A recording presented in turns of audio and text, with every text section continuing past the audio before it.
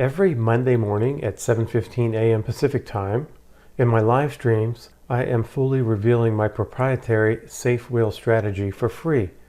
Using my 28 years experience, I've developed the safe wheel strategy to cancel out the risks associated with the normal wheel strategy. I also designed the system to only need my attention once a week on Mondays and on rare occasions Fridays. And this is what I call a level 5 strategy. Now what you see on the screen is the trader matrix. I developed this to make it easy to distinguish between trading levels. After taking over 50 online stock and options courses, I've found that I'm the only level 5 trader that is not using portfolio margin. Portfolio margin is used for large accounts over $100,000. Now, after 28 years, I've only found one edge in trading, and that is selling option premium. Level 5 trade systems are the only way to sell option premium efficiently and safely. For a better explanation of the 5 trading levels, see the link in the description for the video called The 5 Stages of a Trader.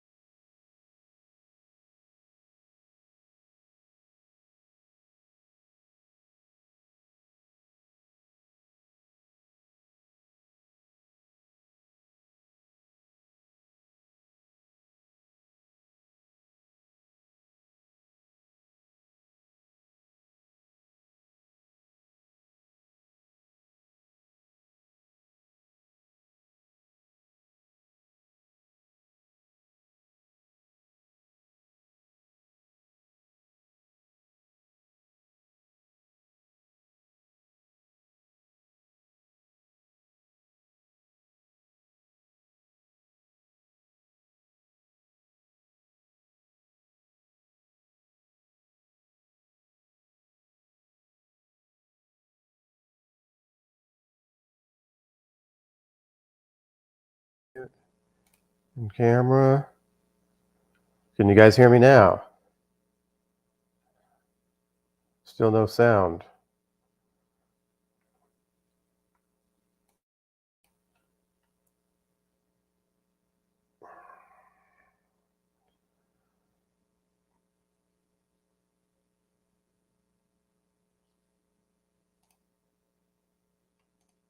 Yes, sound. Okay, good. Thank you. All right. Let me go back. Okay, what I'm going to do is I'm going to go back to where I was. Well, let me finish what I was doing. I think it's pretty obvious here. Um, I am putting on another wheel. I'm in the wheel strategy. I did not. Let me go back here.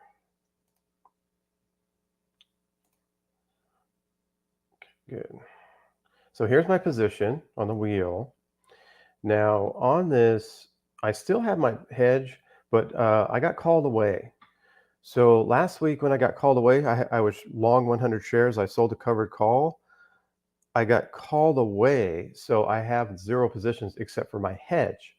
So at that point, I need to decide, what is my hedge? Where should it go? So I take this price, 25.50 approximately, and I multiply it times 80%. And that comes out to about 21 or 22. So that would be my strike price. Okay, so I have a decision to make as far as what my strike price could be. I could use a strike, in the 214 or the 123. It just depends.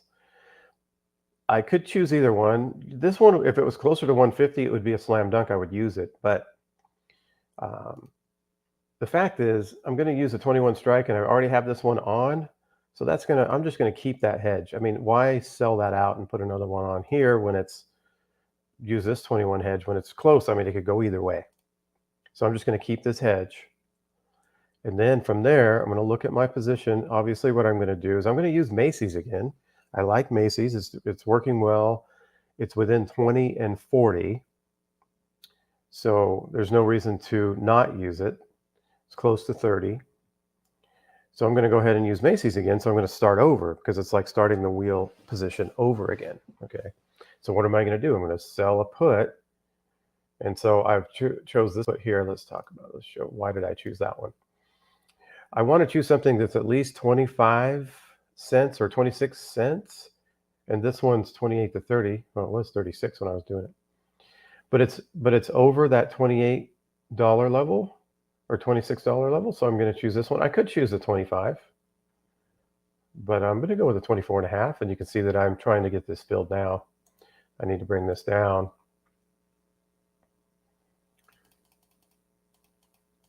See if I can get $29 for it.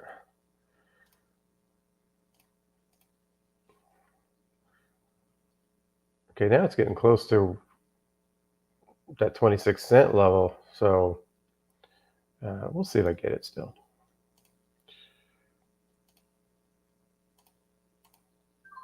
Okay, so I got 28. Okay, so I'd almost got below that 26, and I would have went to the other strike. All right, now what do I need to do? I need to protect this hedge. So I'm going to buy a long call. So on the call side over here, it's something for about 5 or 6 cents. So here's something I might get for 5 cents, so 28.50. So I'm going to buy one of those. That's my size. Okay. Try to get it for $5. Might have to pay $6.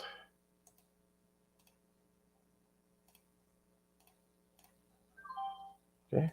So there we go. We have my position on. Got my wheel strategy started. And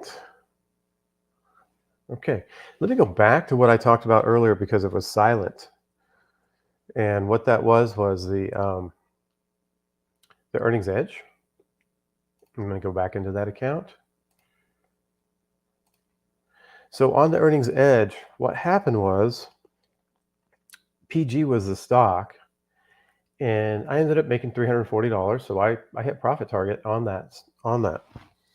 But this was a very unique situation.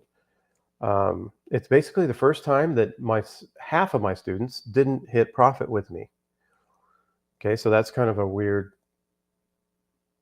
a first time situation, I should say.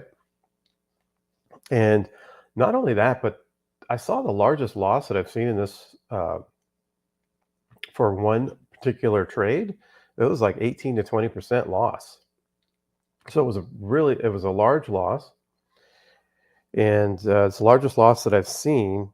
So again, there's risk in this trade, and that's one of the reasons why I like to use 5,000. Let's start with $5,000 and see if we can move that up and double it, or you know get that up there quickly. And that 20% loss, I believe that there's a opportunity for a 20% gain, which was a higher probability to actually make a 20% gain with this system because of the gamma. You've got that positive gamma either way. So if there's a big move up or down, this thing could make 20% in one trade. It hasn't happened yet, but it will happen. But I believe the probabilities of that happening is higher than losing 20%. That losing 20% thing was like a perfect storm, very rare situation. I don't think it'll happen again, but I don't. Won't happen very often at all. Now, if you look at my position, if you look at my account, I won 11 out of the last 12 trades. But the fact is that half my students lost money, and the other half made money or broke even. So I'm going to call this a loss. So really, I'm going to say that I've won 10 out of the last 12 trades, not 11. Because I just want to be fair about, be honest about what's going on. Now, and fully transparent. Let's talk about the returns on this account. Doing pretty well, up $1,353. So I'm up 27% in about 4.5 months. So that's not bad. I'm hoping to do a little better than that, but that's not bad at all. Now, I don't know if you guys have seen my last video, but it was what I would do if I had to start over with my path to wealth. I would take a lot of risk with a little bit of money, like $5,000, and I would use this system to try to get that up to that $30,000 level. And then I would go to my premier level 5 trade and then conserve, spread the risk out. So I think this is a key factor, this particular trade that we're doing here at this earnings edge. Okay, good. So now that I've been able to cover that, and I placed the trade, and also I wanted to make sure you guys know that the safe wheel guidelines are available, and I still have those at a good discount. I haven't raised the price on those yet, and there's a link in the description for that. The other thing I wanted to do is look at my returns for my wheel strategy so far. Where are we at? $57.13, so $713 this year, because we started with 5,000. So up about 14%. So doing much better than what I would expect at this point. So that's where we're at with the wheel. Okay, let me take a look at some of the questions here. Most of them say I don't have sound, but luckily I got sound back. Okay. So let's see here. Joe, what's the best way to scale the safe wheel? When I look at liquid options, there's around 160. The way I would scale it was I would use something that's in that $30 range, and I would just use more contracts rather than trying to get a higher priced underlying. Because if we were dealing with an underlying around $60, we'd have to have a $10,000 account in order to do one contract. I wouldn't do it that way. I would keep this like Macy's, for example, and if I wanted to use the $10,000 account with this, I'd be trading 2 contracts. Or a $50,000 contract account, I would be trading 5 contracts. Okay. All right. No sound. All right. Let's see what Joe. Production side. Oh yeah. My production's not good. I've got to work on my technical skills for sure. Okay. Follow without sound. You learn better. Okay, that's possible. Right now, let's see. You're just talking about what I was doing while there was no sound. So let's get to after sound. Okay. Charles, does buying the stock and selling covered call in one single order On a non-margin account, use less buying power. No, you should use the same amount of buying power, regardless of whether you do that order separately or together. Um, yeah, I mean, when you bring in a little more premium because you're buying the stock and selling the covered call at the same time, your buying power does reduce a little bit by probably by the amount of credit that you bring in. But you should be using a margin account anyways. And the way that I'm sizing everything, we have plenty of buying power. As you can see, my available funds for trading almost $5,000. So I would definitely use a margin account. Can you explain better how you decide to close the hedge and buy another 3 puts further away? So I wouldn't buy the 3 puts further away. I think you're talking about if the hedge gets too far away from the price, because the hedge is not going to be as effective because it's too far away. So for example, Macy's is trading at 25.50 right now. What if my hedges were at the 18 strike? Well, they'd be too far away to protect me. So I would roll those up to the 21 strike. So I would bring them closer. So I wouldn't push them further. So you're talking about further away, but I would never push them further away. Okay. Wolf, if the sold put during any week goes down, would it make sense to buy it back instead of risking the reverse? Yeah, it would make sense, but I'm one of those people that has a system put together where I don't want to have to be watching it all the time. I just want to show up on Monday, or look at it on Friday at the close, and then show up on Mondays. I don't even honestly, I don't think about this trade. I don't even look at it all week. I mean, I might take a glance at it occasionally, but I got other things going on. I don't even look at this thing. So because of that aspect of it, I'm not buying things back at 2 or 3 cents. You could do that though. Paying transaction costs would add up over the long term. I think you're referring back to something else. Maybe you're talking about buying things back. Yeah, because if you buy it back, you're going to have the transaction costs. So, you're probably going to break even either way in the long term. Maybe that's going to help you sometimes, and then it's going to hurt you sometimes, and then those transactions are going to cost you. I roll up my unused protective puts when 30% of the duration of the contract from entry has passed, or if it sells for profits. Okay, so if it sells for profit and you can get out of the whole position because your hedge is really making you a lot of money, yes, okay, that's one way. But you roll them up. If they get to 70% or 60%, right now my hedge is at 80%, right? 80% of what my price is.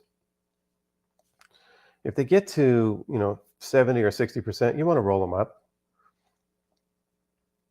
I'm not sure what the 30% of duration of the contract. I guess if you get to a level to where, like right now, my put hedge has 100 and something days.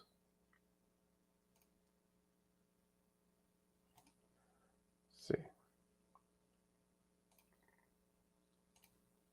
123 days. I mean, there's going to get a point where this 123 days is going to be too low. Maybe under 100 days, and I'm going to be like, nah, I need to exchange this thing no matter what, because I'm getting too much depreciation. So maybe that's your question.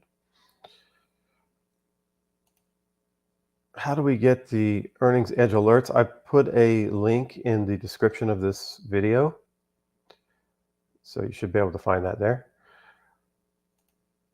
I'm curious as to what I use as my metric. I'm not sure what you're referring to. Oh, you're talking about the protected puts. So like I said, 80% of the underlying price. Hopefully that answers that question. You can ask another question then. Let's see, how can I keep track of my return if I run the safe wheel on my only one account that I have? You can put it into a spreadsheet if you need to do that, because for me, I don't have to worry about that, right? Because that's the only thing I do in this account. But if I wanted to keep track of it, I could just put it in a spreadsheet. Do you do weekly or monthly contracts for the wheel? I just do the weeklies. I sell the weekly premium, and then of course I have this long range. My hedge is way further out. Oh, weeklies. Oh no, I just do the weeklies. Whatever is expiring in 4 days this Friday, I sell that one now. Sometimes that will be the monthly contract, but only one out of every 4 weeks, right? So it's the weeklies. JD says he uses spreadsheets to track his positions. Okay, good. Thinkorswim on the monitor tab, you can right click and add subgroups. Interesting. Yeah, so you could use toss. I haven't really used that aspect of toss, so I'm not really an expert on that, but that's a good idea. If I don't understand all the courses you propose, where do I begin? What's next?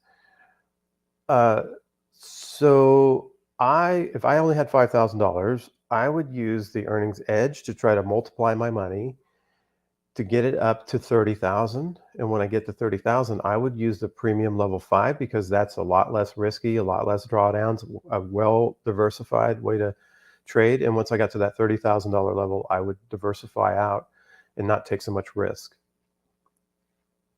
And I just put a video out about that. If you look at my last video that I put out a couple days ago.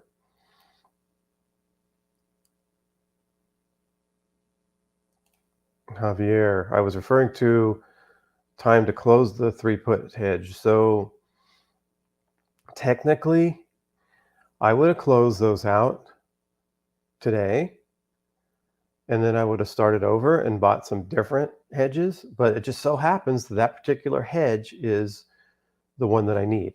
But most of the time, I would have closed that hedge out today and started over from scratch. Whenever my position gets called away, that's like total blank slate, start over time.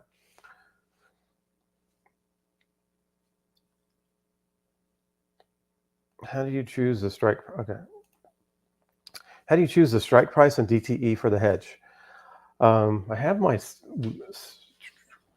wheel flow chart, and in here